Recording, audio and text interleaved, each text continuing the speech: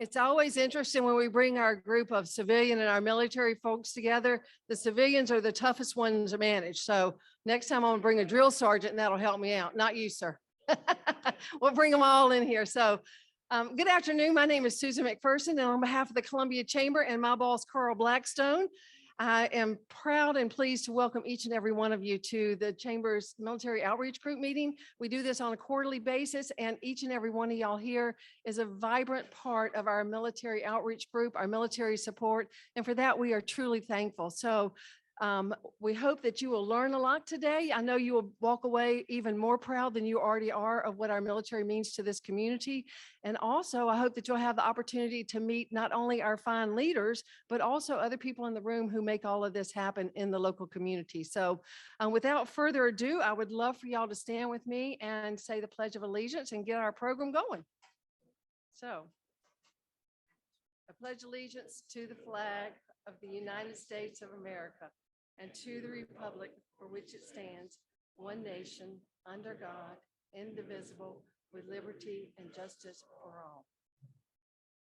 Thank you so much. And while we're in our meeting today, think about all those people who are serving abroad and whose families are here without their families. They make a tremendous sacrifice. And so just keep them all in your hearts and minds and prayers and for their safety as well.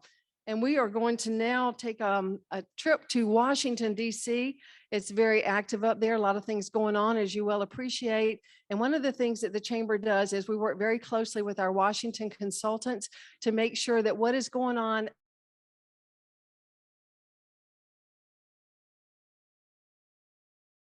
we have our congressional delegates representatives here, so they're going to give us an update. But first off, we wanted to hear from Suzanne Miller, who is with Cassidy Associates. And so she's going to provide us with an update on our Washington activities. Suzanne, thank you and welcome today. Appreciate you being with us. Hi, everybody. I hope this works out a little better this time than it worked out last time. I'm excited to be with you today. For those of you I haven't met, I'm Suzanne Edwards. Can you hear me, Susan? I see you back.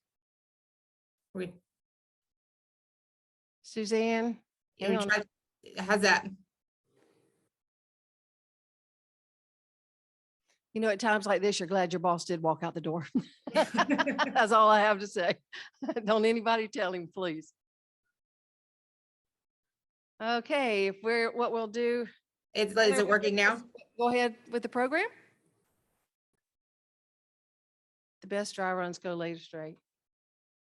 I am told to wait a second, so let's. Okay. All righty. Well, then in that case, William, we're going to jump to you while we get the Washington connection. William works with Senator Graham and very instrumental in supporting our military and bringing in military funding. So, William, thank you for being here. Thank you. Greetings, everyone. I bring greetings from Senator Graham. It's always good to get to speak first because sometimes she steals what I'm going to say. So this will help. Just a few things. I got about 4 things for you. The Senate Armed Services Committee is currently working through the NDAA process, and they hope to have markups in early to mid-summer. The deadline for the Senate Defense Appropriations request was Friday, May 20th. The committee will be working through requests for members. Senator Graham will be looking at those closely. All congressionally directed spending requests or earmarks advocated by Senator Graham are on the website. This includes military construction project requests. The Defense Subcommittee did not accept congressional directed spending requests. And then the House Armed Services Committee will be marking up their NDAA on June 22nd that we're tracking right now. And that is all I have at this time, but I will be glad to stick around after if anybody's got any questions or want to talk about anything. Thank y'all. Thank you, William. And he says that's all I have, but he is making a big difference on the Hill, and we appreciate that. So thank you very much. And now we're going to hear from Miss Breanna Bateman in Senator Scott's office. They had a huge Veterans Military Appreciation a few weeks ago, so thank you. Absolutely. Thank y'all so much for being here. I bring greetings on behalf of Senator Scott, who is hard at work in Washington with Senator Graham. Just a couple of things. Our staff in our office wanted me to relay that we are continuing to work with Congressman Wilson's office as well as Senator Graham's office on the F-35 conversation at McIntyre. So just something that we are keeping tabs on and really working towards. We had a wonderful veterans event two weekends ago now, honoring those that served in Iraq and Afghanistan. So if you all know anyone who did serve during those time periods, please email me. We'd love to send them a certificate and pin marked from that day. Can you send out my email? Okay. Okay. Yeah. Or if anyone wants to catch me afterwards, I'd love to make sure we personalize that to them. So thank you all so much. Thank you so much. We appreciate it. Okay. Miss Hillary Johnson, was she able to make it? Congressman Clyburn came into the office at the last minute, so I think she's probably in high-level meetings with him. So we're going to call on Alex Morris, who just came back from a training session at Fort Stewart. So thank you for serving with Congressman Wilson. Thank you. Appreciate it. Honored to be here on behalf of Congressman Wilson and honored to not be at Fort Stewart. The DC office sent me a whole laundry list of information to go over, and everybody's interest. I'll keep it short, but I do want to touch on a couple points. We were very pleased the Ukraine Lend-Lease bill was passed into law and signed by President Biden just a couple weeks ago. Congressman Wilson led the effort on that in the House.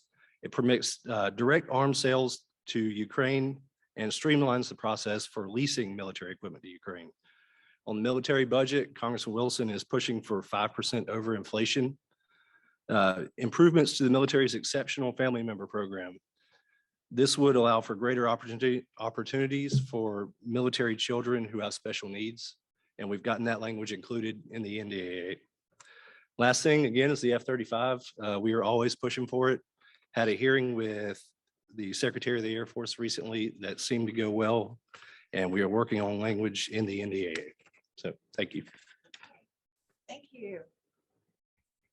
Okay, and now we're going to have Suzanne from Washington wrap it up and tell us the rest of the story. So hopefully we'll be good this time. If not, General Michaelis, you're up next. You're ready, aren't you? I can hear you guys great. Can you hear me this time? Too loud? That scared me. I assume that means you can hear me. I don't want to scare you. Hi, everybody. If I haven't met you, Suzanne Edwards with Cassidy and Associates. We've been working with the Chamber for almost 2 decades now on promoting and growing Fort Jackson, McIntyre, and the military impact in the region. I'm a Greenvillian myself, and if I turn my camera off, you'll see, and I enjoy spending time at Isle of Palms as well. I really appreciate the congressional updates. Right on point. Everybody's been working really hard and as a team. I'm going to go over a quick presentation that goes in the weeds a little bit more. And then I'm happy to answer any questions in the chat, or if I don't know if there's a way to answer questions otherwise, but I'm always happy afterwards to share information. So I'm going to share my screen and tell me, can you guys see my PowerPoint? I'm just going to assume somebody can see unless I hear from one of you otherwise. Just a quick Washington update. So as the congressional staff has noted, we've had some good news stories, I think, since the last time we met. The general was extraordinarily concerned that we were not going to get a continuing resolution and be on a full year CR. I said, don't worry, we will not be on a full year CR, and we are not. We did get an omnibus tied up shortly after our last meeting with the huge success stories for South Carolina. Congressionally directed spending for military construction were carried forward thanks to the delegation that aggressively and successfully added significant funding for bases in the state, including ours and those in other regions of the state as well. The bad news story is it's an election year. We're already running late due to a delayed president's budget that normally comes out in early February, and it was delivered only a few weeks ago, which set back the whole appropriations and authorization process, as the congressional staff alluded to. But to take a victory lap for our congressional delegation, just to give, and you may not be able to see this all on the screen, but just a sense of what was in the president's budget for military construction for South Carolina last year was a total of 3 projects to the tune of $43.8 million. thanks to the hard work of our delegation, South Carolina ended up with 8 military construction projects, including 2 for Fort Jackson and 2 for McIntyre. And those total 8 projects totaled, instead of 43.8 million, a total of 265 million new MilCon coming to the state. So that's a great win for the state, and thanks to the hard work of our delegation for that. So we're rushing into fiscal year 23. Congressionally directed spending projects, as Senator Graham staff mentioned, are permitted. If you remember in our last meeting, we talked about the 3-option strategy for MilCon. I've included that slide as a backup to this. So when it's emailed out afterwards, just if you can close hold it as a reminder with some of the strategies we're thinking about for MilCon, including minor MilCon and getting planning and design going.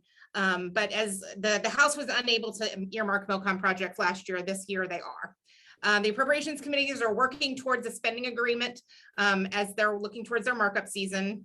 The president's budget is out with a $773 billion base budget. I think there was some concern the budget was going to be smaller for defense. It's not. And we likely will see that Congress will increase both amounts. As I mentioned, House is seeking to complete appropriations and the NDAA defense authorization process prior to August.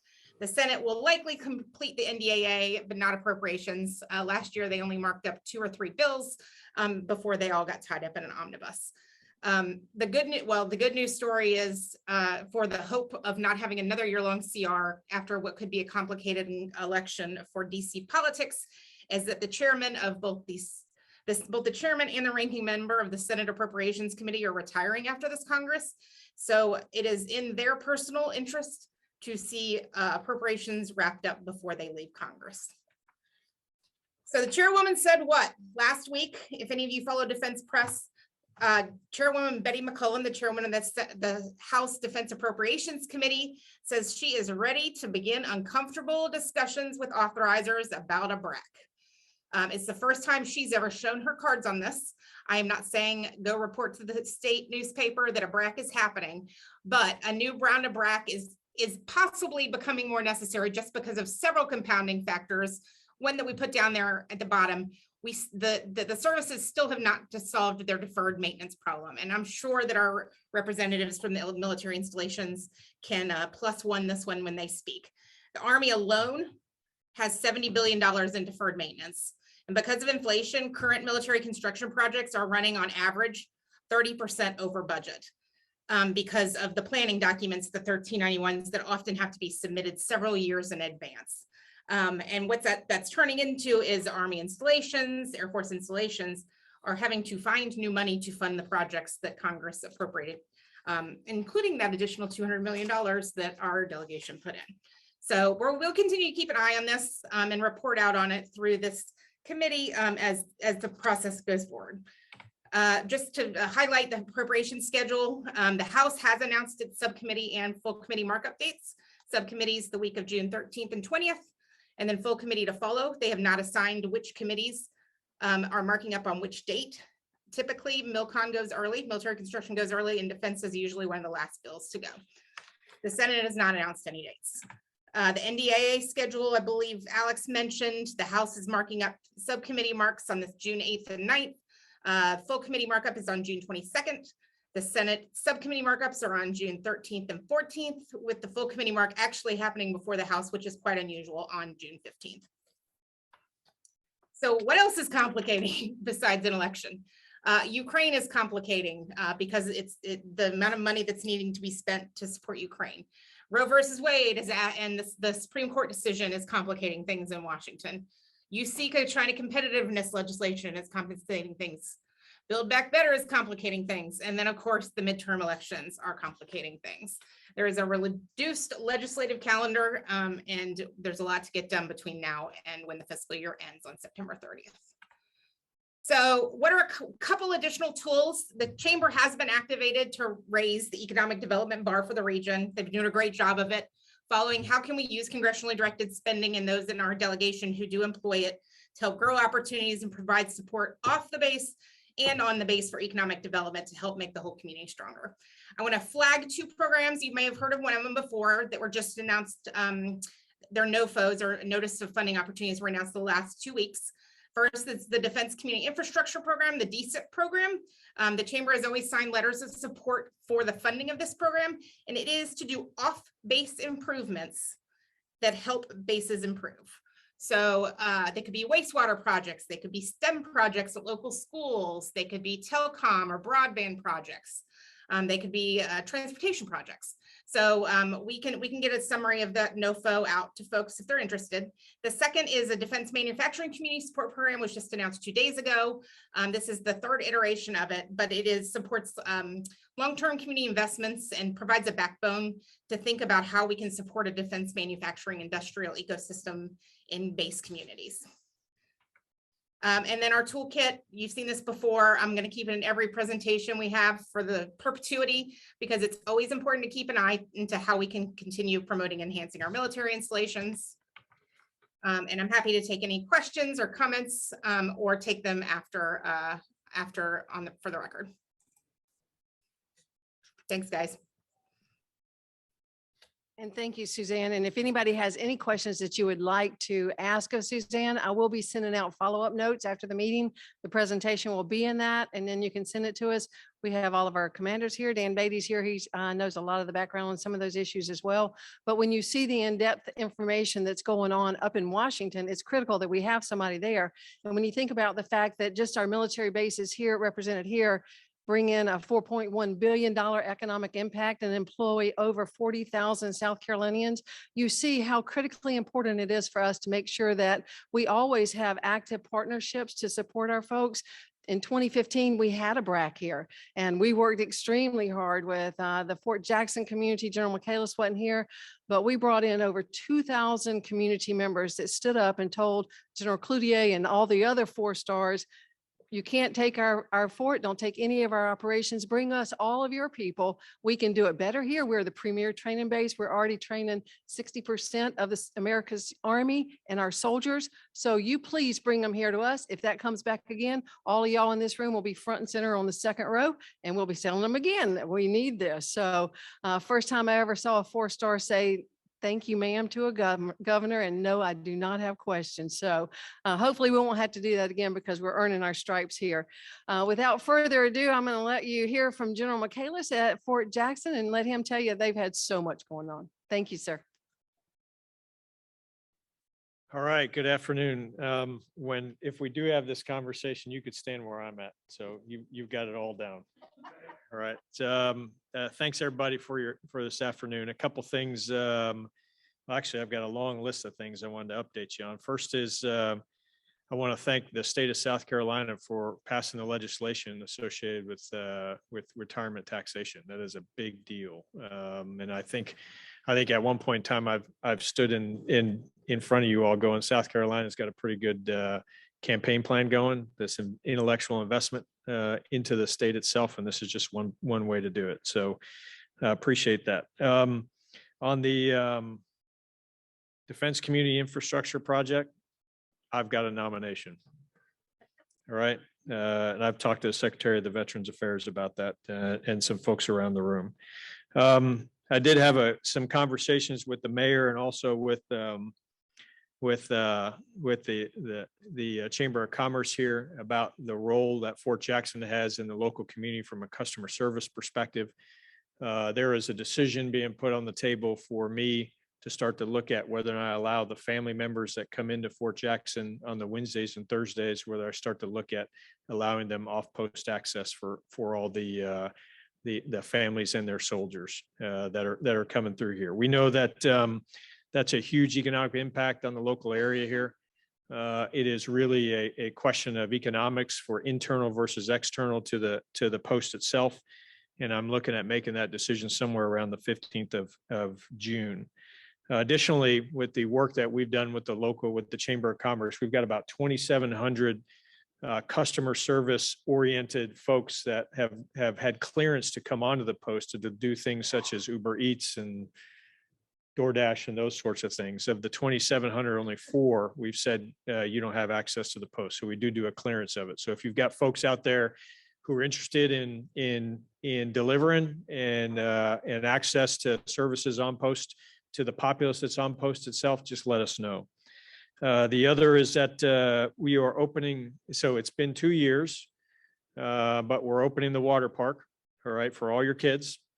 All right, it opens this Saturday, and if you get in early, you can get a pass. But a huge support to the local for the area right around Fort Jackson in making that available. We've got all the lifeguards we need. It is game on, so bring them all in. Some things that I want to thank our folks in Congress for, and you've already mentioned it already, but we did get the MILCON funding we needed for the above the threshold reprogramming. That is critical to maintain momentum, especially in the dining facility areas we have and the reception battalion area. They are turning dirt on phase 1 right now, and they'll mesh out between that phase 1 and the log cap we had to put on station here in the next 15 days. So we're pretty happy with the amount of support we have from our congressional teams and making sure that Fort Jackson continues to run. I will tell you that we are challenged when it comes to understanding what our MILCON is going to be. So the Army is dealing with its facilities investment program right now. It was supposed to be released a few months ago based off of the dynamics associated with the approval. We don't think we're going to see that until next fiscal year. So if we do have an appropriations set by the beginning of the FY, that'll be very helpful because we're rolling through contracts bigger than daylight right now. But those 3 priorities that I had from last year are still the same: BCT 5, Drill Sergeant Academy, and a Child Youth Services. We recently held our first Fort Jackson Industry Day. It was on the 16th of May in the Solomon Center on Fort Jackson itself. Most of the vendors were not from South Carolina. We had one from South Carolina. We're going to do it again next year, even though I may be in some form of transition. We're going to do it. And what we want to make sure is that the community understands why we're doing Industry Day is to help solve requirements challenges that we may have or identify requirements we didn't know we needed. Nobody really heard what I just said right there, but that's all right. But that dialogue's an important one. And we want to look as we do this a second time next year that we open up the aperture for the state of South Carolina and the small businesses that are very much interested in helping us solve some of our challenges itself. It was advertised all over the place. We had a full-scale exercise last week. It went extremely well because none of you cared about it, because we put it out there. We actually executed a full-scale exercise against what we call the worst-case scenario is a critical incident happening in and around a family day or a graduation. Learned a lot of lessons that we will take into further standard operating procedures we have on post. But I appreciate everybody's help in getting the word out that it was not a real exercise. Things we have coming up, May 30th, Fort Jackson National Cemetery, 10 o'clock in the morning. We'll be holding the first Memorial Day ceremony we've held there in 2 years. I don't know how I got to be the guest speaker. I don't speak very well, but we'll figure it out. All right. In fact, I can have you up there, sir. The June 6th through the 11th is Victory Week. Our Heritage Week is what we call it on Fort Jackson, 105 years of its establishment. And if you don't know, it was established on a $50,000 grant from the Chamber of Commerce right here. All right. So we'll have a golf scramble on the 3rd. We'll have a night out with the Columbia Fireflies on the 7th. And the one I most want to kind of knock the wood here is that we will be doing the AUSA is hosting an Army Ball. I'm sure somebody will be talking about it here on the 11th. It is one of those things that helps us tell our story and celebrate who we are as an Army. And I want to welcome you all to that event, not as the person who's doing it, but someone who is going. All right. Last is we haven't done this in about 5 years, maybe 6, but on the 2nd of July at 9 p.m. in the evening, we will have Independence Day fireworks on Hilton Field. And that is for the entire community. So the gates open at 3, field opens at 5, and the band starts at 7 p.m. The band will have the USO has brought in the entertainment for all of us in the room here. You won't know who this artist is, but all your kids will. Braylon. That's what I thought. All right. But your kids know who he is. And we'll also have During the fireworks itself, the Army Band will be playing. They'll be playing the 1812 Overture, and then they'll be firing the cannons during the 1812 Overture. So we'll have food, beer. We're opening up the post like we haven't done in a long, long time because it is your Army, and we want you to meet your Army. We'll also have about the 7,000 trainees that are there during this portion of the year will also be available, and they'll be down there on Hilton Field itself. So write those 2 dates down, June 11th, which is the Army Ball, and July 2nd on Fort Jackson, Hilton Field. And that concludes my comments. Thank you. Appreciate that.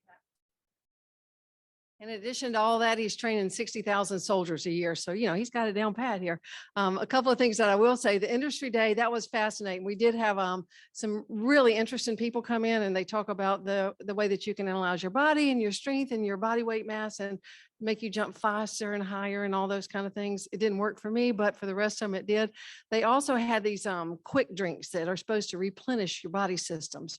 Well, and then they had these huge cooling fans. Well, I want you to know 3 days after they were there, it was 89 degrees. So, sir, maybe we think the fall this time, okay? His trainees, they picked up everything and took it back out. So that was a good thing. As far as the Army Ball, Sylvia's been handing out flyers to you when you came in here. It is a phenomenal experience. You will never experience anything like it again unless you come back the next year, and I'm sure you will, because you will love it. The officers, everybody, all the soldiers are dressed up in their finery, and their spouses are dressed up just beautiful. You think they can march? Wait till after the service when we hear General McCaleb speak.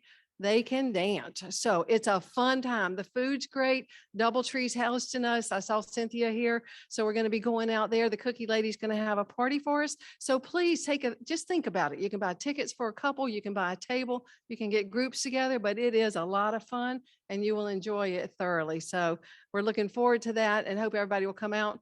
We don't know Breland. We're just going to learn him too. But I'll tell you what I do know is every soldier out there will be up and dancing and hooting. They have a ball. This is their one time they get to eat pizza. The drill sergeants just kind of back off. They have a ball. General McCarty's grinning. He's going to come out there and dance with us too, I can tell. So, and bring all those grandchildren. So anyway, thank you, sir, for everything that y'all are doing. We appreciate that.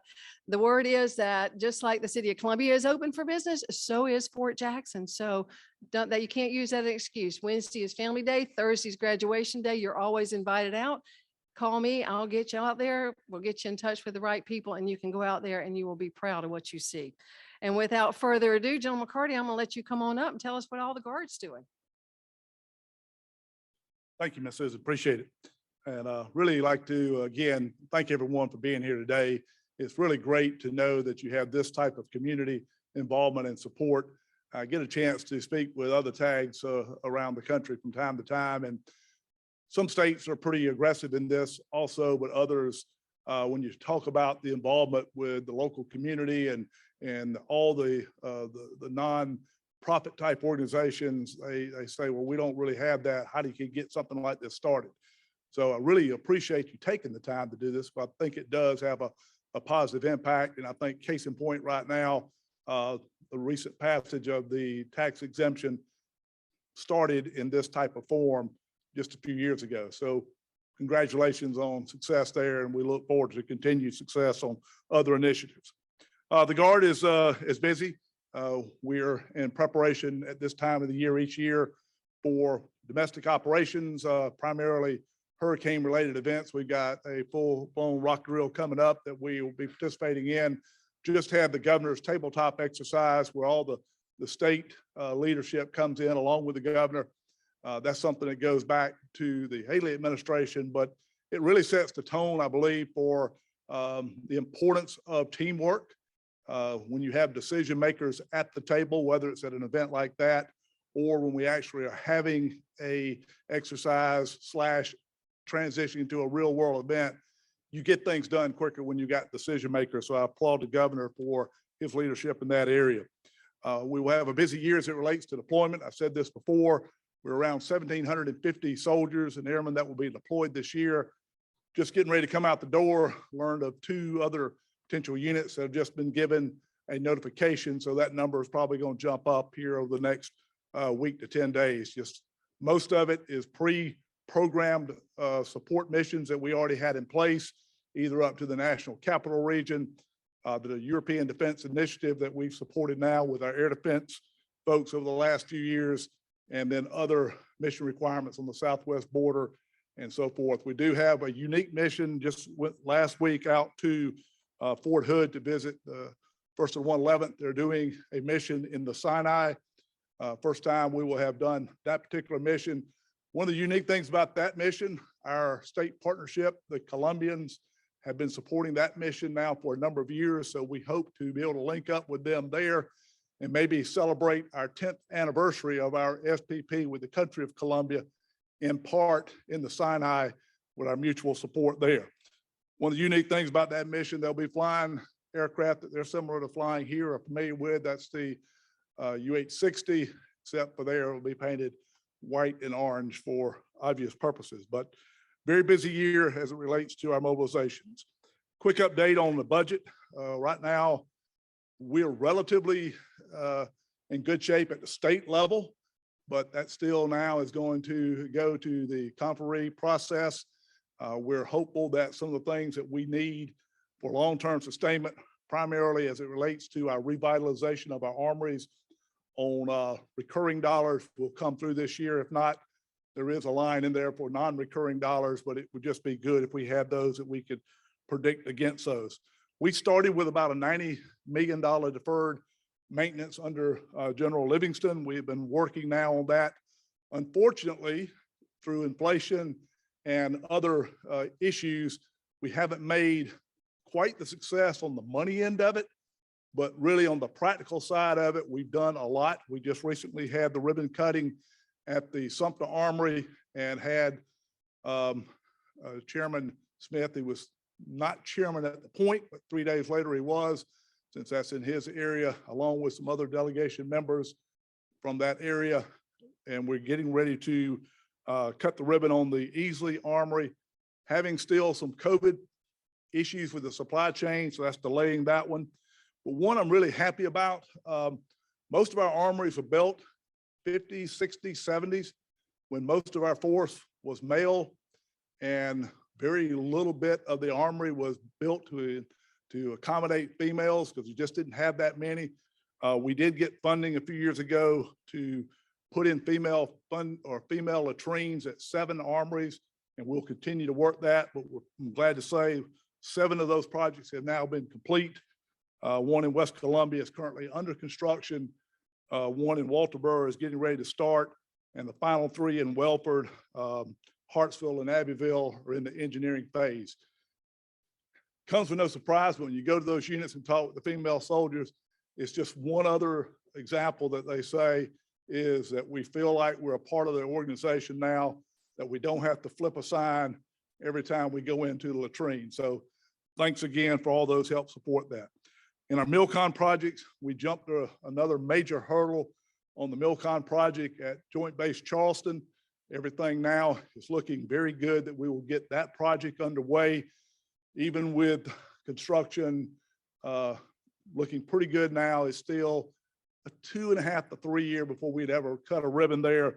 But that particular armory will be great for normal day-to-day operations, but will be a really good tool for us in supporting operations in, as it relates to hurricane response. It's far enough away that we can be avoidance of the high winds and the floods, and we can pre-position equipment there and maybe stage people there for quicker response out the door. The other is over at USC Aiken. We've got the Readiness Center part of that done in terms of the funding, so we're good there. We're working the engineering on that now. The other piece on the cyber side, we're working to get the project approved as a 2-part, so we can hopefully get the same engineer firm, same construction firm to do both. However, we're still lacking yet the funding for that piece. It's earmarked with the MOX money. It just has not been formally approved. So we're optimistic though that that's going to happen here shortly. So we're looking good in that area also. I reported earlier that the first 5, now the first 10, and now the first 15 of our AH-64 Apache Echo models have landed out at McIntyre. The last batch, last 5 were brought in all with South Carolina pilots. So that was a huge step forward. We've been aggressively working both the pilots and the maintainers, getting them trained on the Echo model.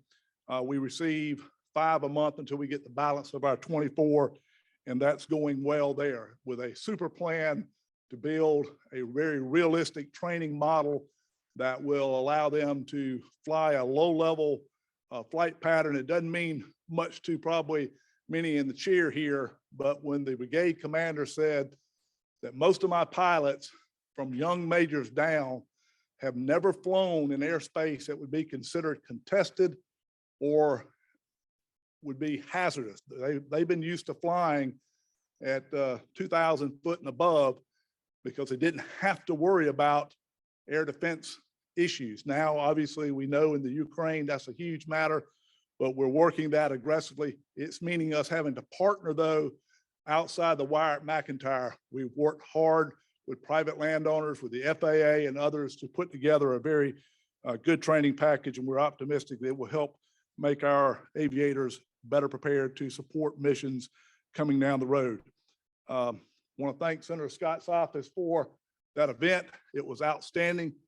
We were down, and I don't know what crowd was expected, but Seacoast Church is a huge church. So we had looked like a lower level, pretty well filled.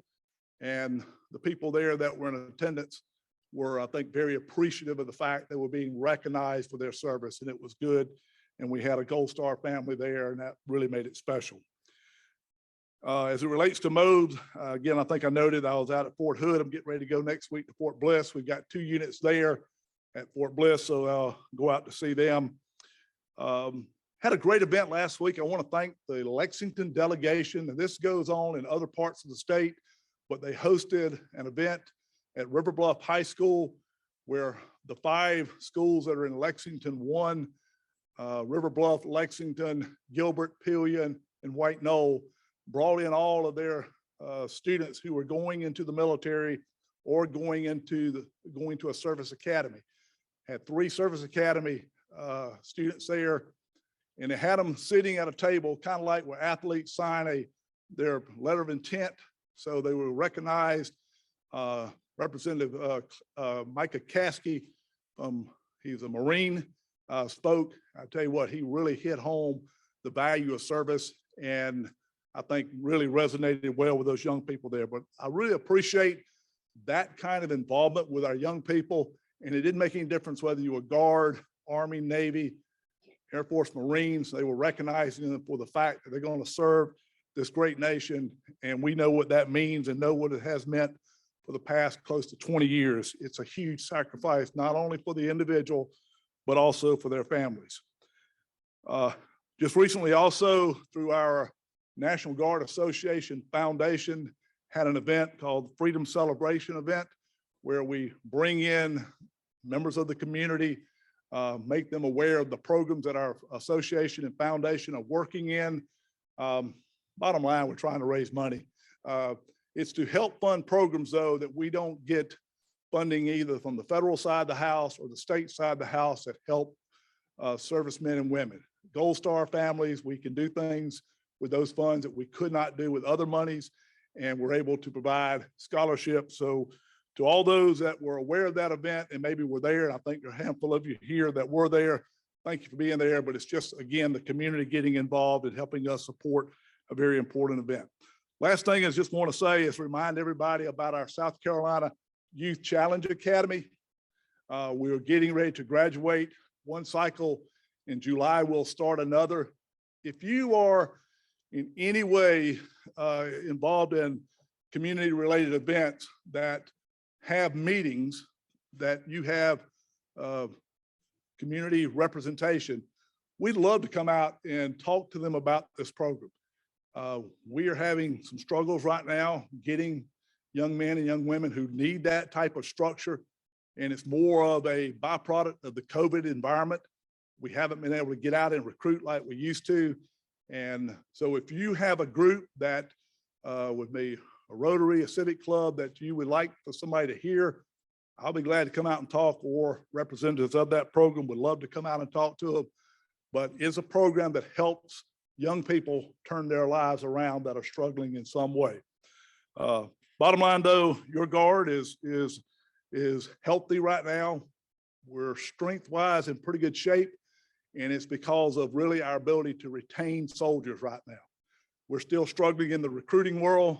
We are seeing some improvements there as our relationships back in our public schools have started to get back to a reasonable degree of normalcy, where the recruiters can get in and get with the guidance counselors, get with the coaches, get with the teachers. But we're not where we need to be. But our recruiters are hard workers, and they're coming up with some innovative ways to get these young people that may not be as prepared to serve as we would like for them to be. But bottom line, we got to have them. We're hopeful that the last bit of what we're working on legislation for enhancing the tuition assistance program, that in essence would be a 100% tuition to go to college in South Carolina if you're a member of the Guard, is going to get through this year. If nothing more, I think it's a good tool that a recruiter can stand there and say, hey, mom, hey, dad, let us talk to you about your son or your daughter getting their college paid for by coming in the Guard. Get them up, get talking with them. They learn the benefits of serving. And it's a lot more than just college money. It is giving back to your community, serving an entity that's greater than yourself. And, if they're looking, say, well, I'm looking more to active duty, we're going to talk first Army and Air, and I can go that either way. After that, we'll talk Marine Corps, Navy, Coast Guard. But we just want the young men and women to have the opportunity to serve and benefit from what our military can do to help get their life on track and make them be the type of citizens that we want to be. Subject to any questions you have, that's really all I've got. But thank you for the time to be here. And I'll now cue Colonel Quadra come up and talk about all things Air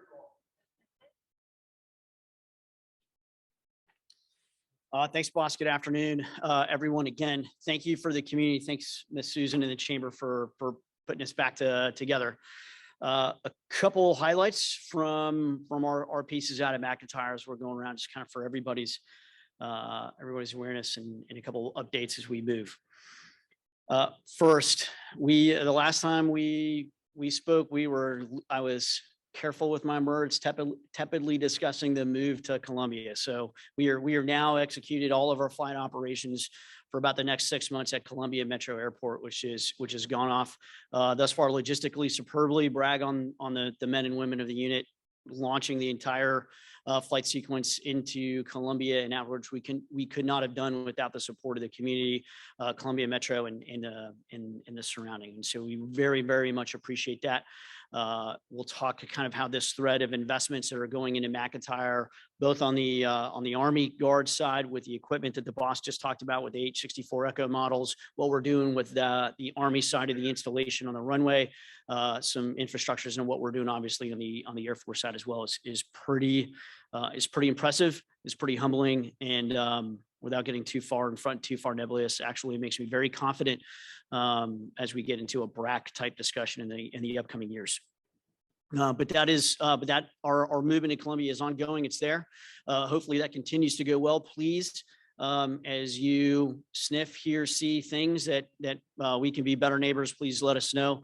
But overall, it has overwhelmingly been positive. It's been supportive, and it's been great for us. We'll see how that continues through the summer and then into the fall.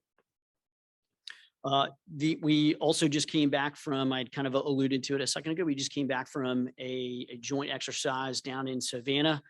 And then we'll kind of use this as a thread to where we are in the F-35 discussion. So we were down there for a 2-week exercise with F-22, with F-35. We even had the F-117 that's out now, pulled out from the boneyard for us to train against. It's pretty amazing. But what was notable about this, right, is this F-16 Block 52, which is the newest F-16 in the Air Force inventory, was the least capable platform on that ramp. It's just the way it is. It's where the force is. And as the Air Force inside the budget that we've seen now is evolving and modernizing the forces, as the entire department is, we know what the future looks like. And that future is letting go of legacy systems and moving on. And our part of McIntyre being a part of that future construct is critically important to the community and to the installation. And so with that, again, we alluded to it early. Thanks very much to the congressional delegation, the community that's helped us to this point. That battle is fierce. And it is narrow, right? So the president's budget that's been delivered shrinks the Air Force. The Air Force does not have enough aircraft for the aircraft that it's buying. And several people are in this boat. We are in a better position than most, but our future is a tepid one in the absence of a recapitalization right now to the F-35. In fact, I'll be in DC next week with General Butch Bowers, continuing to do that progress. Special thanks to Congressman Wilson, who spent all 5 minutes of the Secretary of the Air Force's testimony pressing F-35 for McIntyre, and then as well as questions for the record that are specifically designed to do this, and the support of the entire delegation, which will clean up with the delegation letter for everyone next week, and then another Secretary of the Air Force engagement, hopefully to drive a win-win solution for us in the Air Force, which will benefit the community. It's kind of where we are there. The boss alluded to it. Coming into the summertime, this is our 10-year anniversary with our state partnership program with the country of Colombia, who's also in the F-16 market. So a lot of opportunity there. We've been facilitating that relationship with them for a while, and their mechanical acquisition of initially older F-16s, and then potentially new F-16s that are produced up in Greenville. But we'll be hosting them here as we kind of celebrate this partnership over the course of the summer. And then we'll be departing down to Columbia with some aircraft to go participate in their kind of capstone exercise and inspection to celebrate the relationship near the end of August and going into September. I saw Craig Augustine here. We'll first, thanks for what Folds of Honor does for all the veterans and servicemen, and the boss alluded to it on the 7th of July. We'll be executing a flyover at the Columbia Fireflies game, and then not in official capacity, but we've gotten a lot of our guardsmen, pilots, maintenance to do what we can privately to kind of help and facilitate the Folds of Honor event and the service event that's going on the 7th of July. Speaking of recruiting, so Top Gun's coming out. That's good for us, actually, right? Everybody likes fighter pilots, and then they realize they don't want to be in a boat for 6 months, so they join the Air Force. So that's a good thing.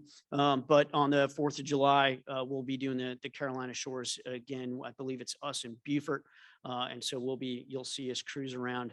And we'll do this cycle from Greenville to Columbia. We'll hit the Myrtle, go down the coast, and then hit the Low Country, and then come back home as well.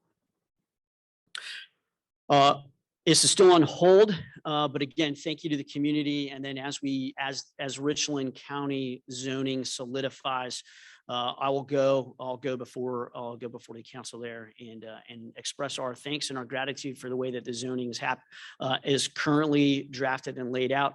It is highly advantageous for McIntyre without disrupting the community, disrupting the business development that may or may not that we would want to occur inside of the Midlands there. And again, in a longer term perspective, very, very helpful for the continued investment of the installation, both for the Army and the air, which I think benefits us all.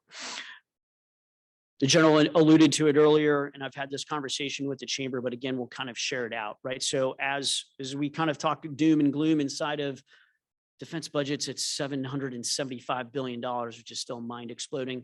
But there is another piece of this. So as we are evolving, it is again a question that I would ask to the community, or by all means, please communicate to us. As we look inside the Air Force of what aspects, what missions, what capabilities and portfolios, right, that the Air Force wants to build, that we would build and host inside of McIntyre, right? Which ones of these portfolios benefits the community for that dual benefit, that dual use, right? Which things are most advantageous to us, and what portfolios is that space? Is it cyber? Is it C2? Or is it just more fighter jets with all of the associated? Not that we can drive that, not that we can disrupt it, but understanding what is optimal for the community is helpful for us, as we would advocate for that as we build the Air Force that we're trying to build for 2030. Barring that, I'll pause for, I forgot one thing. Leadership Columbia team is here. Thank you guys for your engagement in Columbia. Appreciate that. It's good to see you. Any questions for me? And I'll step off. Again, thank you very much for your time. Thank you, sir. Now, you know, when I say our awesome guard, that's why there's so much going on. They're always ready, they're always prepared, and they're always serving. So thank you so much for that. And I also do want to say, you mentioned Leadership Columbia. Thank you to Fort Jackson, to the National Guard, to the Air Guard, Major Bryant back in the back. We had a wonderful Leadership Columbia Day. We went out to all of the different areas. We went to Camp McCready. We saw the Youth Challenge program. And I got to tell you, it is still the best class day ever. So we've been running that for about 12 years now. If you've not been in Leadership Columbia, it's a great program. They always have this competition going about who's the best class ever. And this is the best class day ever. So hats off to all of y'all. Thank you. Shout out to my buddy back there, Major Brian, on his recently taken over the force support group out at McIntyre. So thank you, sir, for that. And then just another plug for the Youth Challenge. If you look at the newspaper, you hear the media, there is so much going on in just our greater Columbia area, Newberry, where you know people are hurting. Young people need guidance. They need something to be a part of, a bigger part of that's something good. I encourage you, check with us on the Youth Challenge program. They do amazing work. They help people understand that there is a brighter future than what they know now. And when you look at the shootings, the murders, those type things that are going on, Youth Challenge could benefit a lot of us. So it make our community safer. So thank you, sir, for that. We appreciate that. Colonel Q didn't tell you this. They might not go back out to McIntyre because they're being treated so royally by the USO out at the airport and the airport that they're thinking, oh, this is kind of cozy. So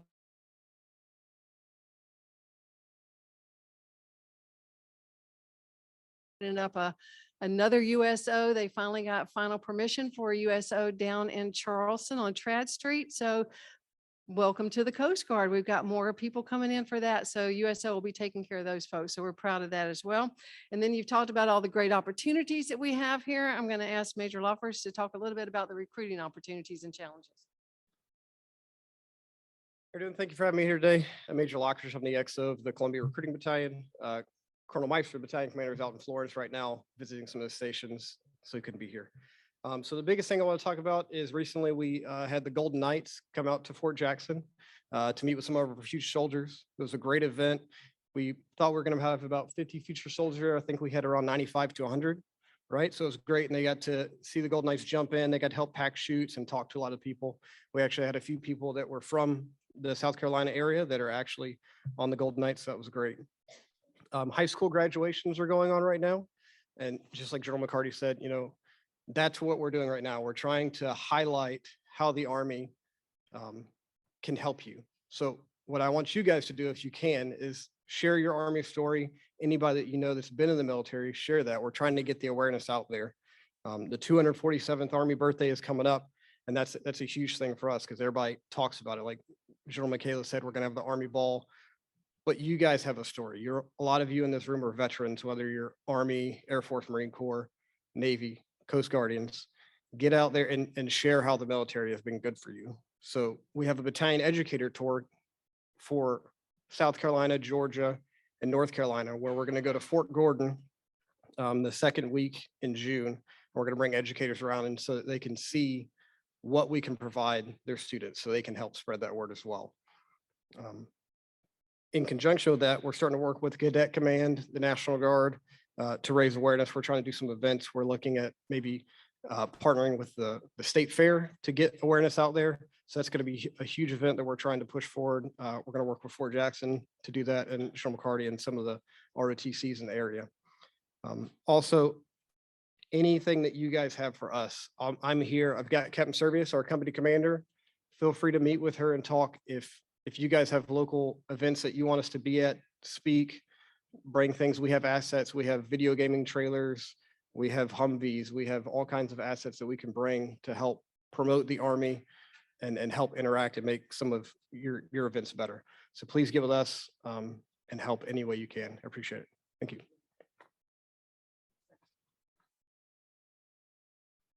And it's a great opportunity. You think about all the kids that are playing all these little games now.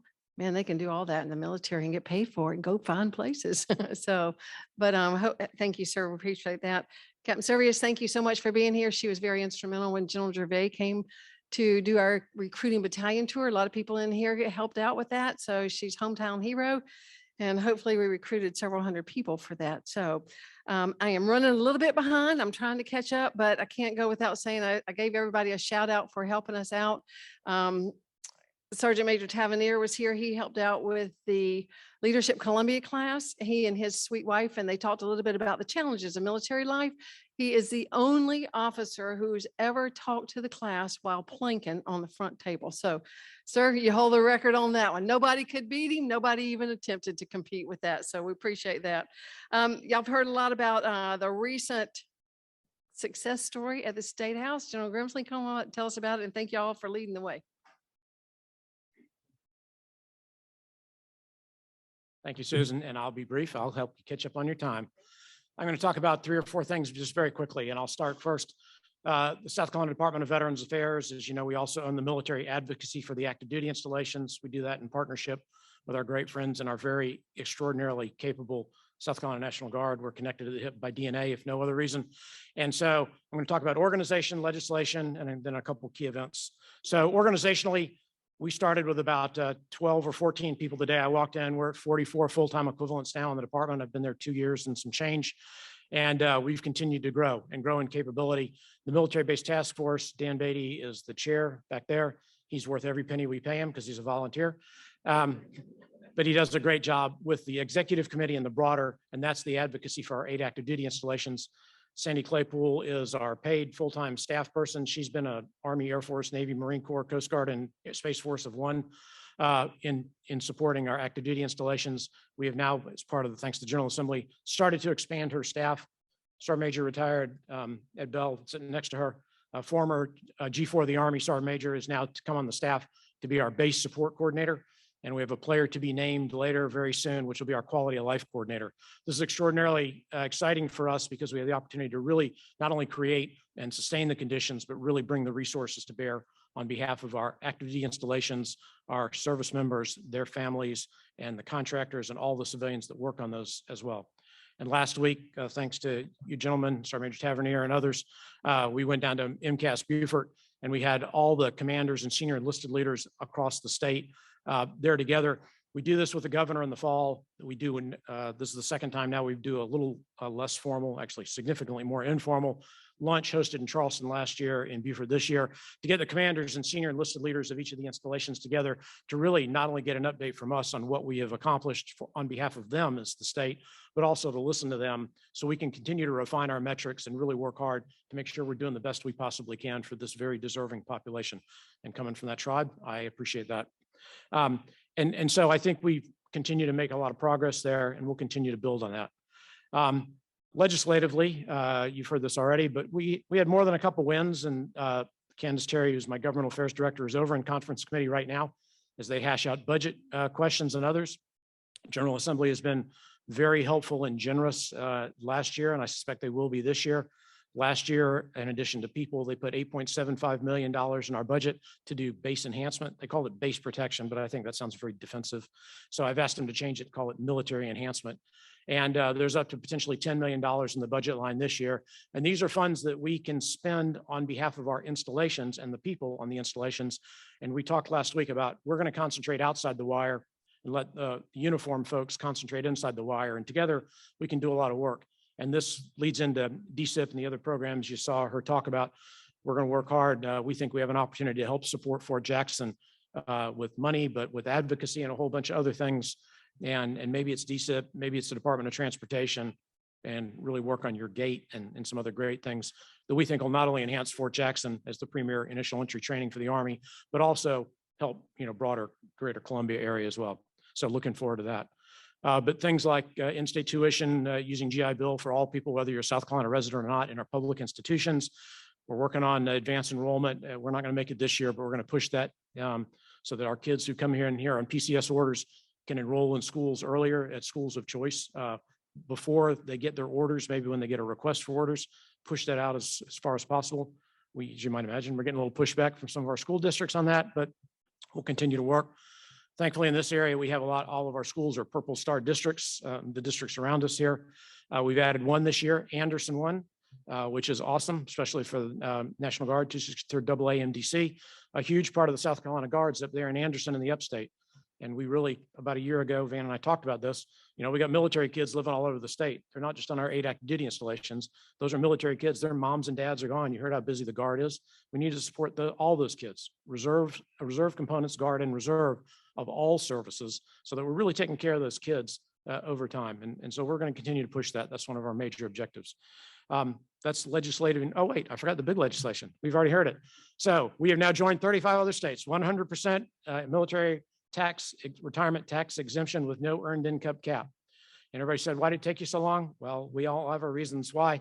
But the best part is the advocacy from the governor's office between the lieutenant governor and the governor for 5 consecutive years, and both houses and both parties of the General Assembly pushed hard for this. The governor signed it a week before last, so it's effective. If you're wondering what that means, it's retroactive back to the 1st of January 2022. So if you're a military retiree, you can go to DFAS right now to MyPay and you can stop paying South Carolina income tax, or you can wait and file next spring and get a refund all the way back to this whole tax year, or some combination thereof.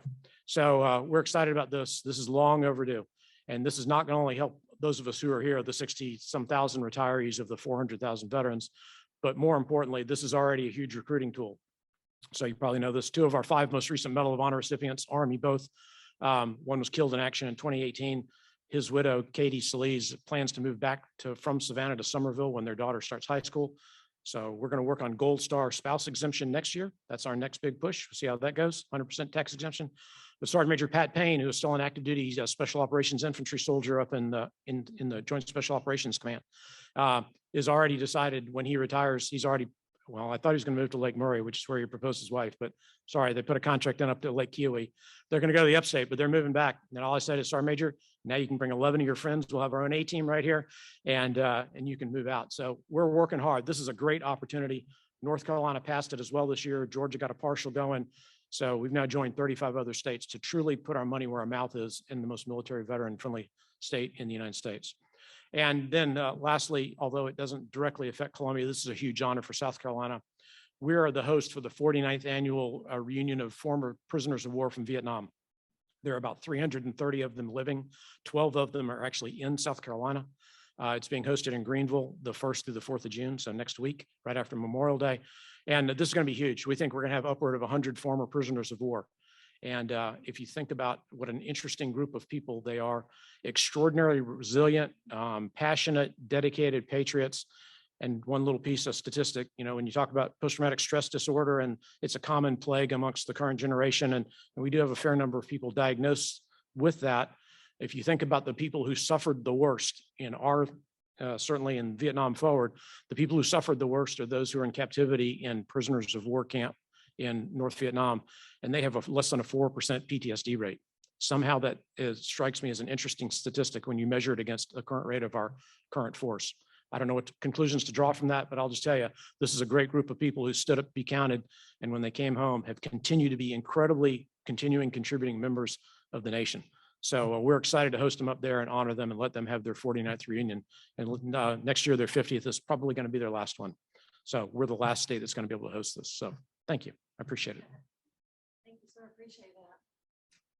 So, it's interesting when he talks about the Vietnam War. When I was in high school, I had a POW bracelet on each arm that we wore. So, and if you've not been down to 5 Points during the day and you want to go down and see, they have the tribute to Jack Van Loan down there. So great Vietnam tribute, and he was in the Hanoi Hilton. So great story there of an American hero.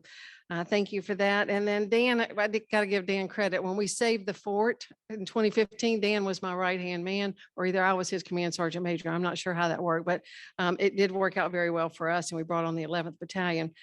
Do want to bring up Kevin Suedo. He's going to talk faster than me, y'all. All right, because I don't want anybody to regret your decision. I'm going to give you a homework assignment. I want you to write down the word YouTube, Breland, and my truck. YouTube, Breland, and my truck. Because if you listen to that music one time, you'll know why he's so good. And I'm telling you that because Fort Jackson usually gets up to 50,000 people. So if you're interested in a good seat, get there early, picnic all day, have a great time. But if you don't, it's on you at this point in time. YouTube, Breland, and my truck. As far as the number one question for the Army birthday ball, do we really mean it when we say we want the civilian community to come out and participate? The answer is yes. Can you participate side by side with them? They will embrace you. So that's a legitimate offer. So take it. The number one question asked. With regards to what's important right now, the Secretary of the Army is focused on a couple of things. Number one, we no longer have a global war on terror. If you take a look at all the nasty things that are going around the world between Korea, whatever you call it, Iraq, Russia, Ukraine, Syria, the world has changed. We are right now fighting global wars. As a matter of fact, the biggest change to Army structure comes on June 6th as we stand up the 11th Airborne Arctic Division. That division did not exist since World War II. They're standing it on up because we are going to transition as an Army to make a difference with regards to our structure. The next piece along those lines, recruiting. Recruiting is so darn important. If you don't hunt them down, if you've got the name of anybody and you want to help us recruit, pass the name to me. We'll get a recruiter down to where you are. We are right now going to be at the lowest enlisted rate since World War II because we're not getting the community support to go ahead and recruit soldiers. On the very positive side, tomorrow, the Secretary of Education is going to meet with the recruiting battalion commander to talk about initiatives to go ahead and help South Carolina recruiting. It's one of the only states in the country that has the direct ear of the Secretary of Education, the Secretary of Veteran Affairs, and by God, the Department of Motor Vehicles. And that's where I'm going to finish. Okay, with the Department of Motor Vehicles, I am going to tell you that if you do not have your real ID right now, you're just stupid, okay? You are not going to get on Fort Jackson. You are not going to get on Shaw Air Force Base. You're not going to go to Marine Corps Depot San Diego for graduation and think you're going to be able to get through. And if you fly out there on May 2nd next year, getting home is going to be a problem unless you can hitchhike. So please do it now, or you're going to stand in line and meet people for about 6 hours at a crack in January to get your real ID. What do they say right now? There'll be 25,000 people a day stranded in airports on May 3rd because they don't have their real ID, and just as many that can't get on Fort Jackson or anything else. So with that, I'll jump off before Susan beats me off this podium. Don't you love how when you get to be at his level, you're so darn perceptive. Thank you, Kevin. Okay, General Jacobs, we're going to ask you to come on up and give us a good report on your group, a good fast report. Thank you. Thanks. I am Jeff Jacobs. I'm the Army Reserve Ambassador for South Carolina. And I know once I said that, you all are out there thinking, what in the world is an Army Reserve Ambassador? We are unpaid federal government employees who voluntarily represent the Army Reserve in our communities. In short, I do for the Chief Army Reserve, Lieutenant General Jody Daniels, what my good friend Kevin Schwedo does for the Secretary of the Army. A little bit about the Army Reserve in the Midlands. As I hope you know, the Army Reserve is one of the Army's 2 reserve components. Unlike the other reserve components, our partners in the Army National Guard, the Army Reserve is a fully federal force. There are a number of Army Reserve units in the Midlands. There's a General Officer Headquarters, the 81st Readiness Division. There are a number of colonel level headquarters. But unlike our brothers and sisters in the Guard, we tend to be less ubiquitous in the community. And one of the reasons in the Midlands, at least for that, is because in the late 90s, the Army closed down all of our reserve centers that were scattered throughout our community and consolidated all of our Army Reserve units in the Midlands on Fort Jackson. Also, because the Army Reserve is a fully federal force, a lot of Army Reserve soldiers assigned to units in South Carolina, and especially the senior leadership of those units, do not live in South Carolina. But that said, I want to emphasize that the economic impact of the Army Reserve in our state is well north of $200 million per year. I want to highlight for you very quickly 2 Army Reserve programs that I hope you will be interested in. The first is the Public-Private Partnership Initiative. This initiative seeks to pair civilian employers with Army Reserve soldiers who are seeking civilian employment. So if you're a civilian employer and you are looking for a smart, skilled, disciplined employee, please see me afterwards and I will put you in touch with the folks in South Carolina who run this program for the Army Reserve. The second program I'd like to highlight is the Minuteman Scholarship. The Minuteman Scholarship provides full in-state tuition and fees as well as a stipend. And it's available to high school seniors and those who are already enrolled in college who are not currently enrolled in ROTC and who either are serving in the Army Reserve or are eligible to enlist in the Army Reserve. And in return for the scholarship, the recipient agrees to serve in the Army Reserve simultaneous membership program. That means he or she is an enlisted soldier in an Army Reserve unit while attending college, agrees to enroll in ROTC, and agrees to serve as an officer in the Army Reserve upon graduation and commissioning as a second lieutenant. Thanks very much. Appreciate that. And I'm going to ask Jared to come up. They have some great programs over at the University of South Carolina that they're working on for our military and veterans community. So thanks, Jared. Thank you. Good afternoon. I'll be incredibly brief. A couple of weeks ago, we had the opportunity to recognize and honor 74 future officers at a commissioning ceremony, Air Force, Navy, Marines, Army, the Guard, Space Force. So that was a great event. Several of you came out and participated and supported that event. So thank you for attending that. Michael Amaritas, our new president, begins July 1. So we are eager to have him officially onboarded at the university. Two policies I want to make sure everyone in the room is aware of are actively serving military tuition rate. We used to call it active duty. It's really actively serving. What that does for any active duty reservist or Guard soldier is it caps the tuition for that individual at $3,000 per semester for full-time enrolled students. And then it aligns it with the TA rate of $250 per credit hour for anyone that's enrolled part-time. So that's a big policy change that we've made. Another one to complement that, and as far as I know, we're one of two universities in the country that have done this. It's a policy change to our admissions process. South Carolina residents who decide after high school that they want to raise their right hand and serve in the military, they now, after 2 years of military service, can enroll without having to submit any SAT or ACT test score.